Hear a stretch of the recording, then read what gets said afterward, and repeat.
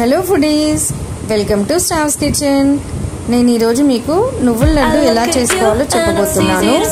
దీనికోసం ముందుగా 1 glass of నువ్వులు తీసుకోవాలి. తర్వాత 3/4 కప్ బెల్లం తీసుకోవాలండి. ఇలా తురుముకొని తీసుకోవాలి. వీటన్నింటినీ ఇలా రెడీగా పెట్టుకోవాలండి. తర్వాత స్టవ్ ఆన్ చేసి ప్యాన్ పెట్టుకొని ఈ నువ్వుల్ని అందులో వేసుకోవాలి.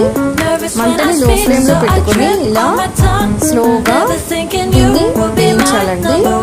నువ్వులు కొంచెం చిటపటమనే వరకు ఇలా వీటిని వేయిస్తూ ఉండాలండి.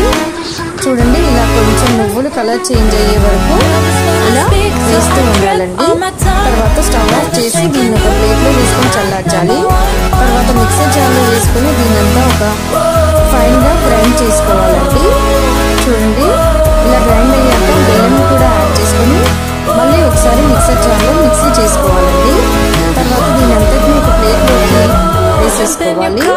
తర్వాత ఇది కొంచెం వేడిగా ఉన్న టైంలోనే దీంట్లోకి నెయ్యిని యాడ్ చేసుకోవాలండి.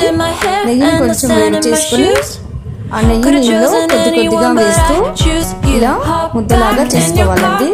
తర్వాత ఇలా బాల్స్ లాగా రౌండ్గా చుట్టుకుంటూ ఉండాలండి.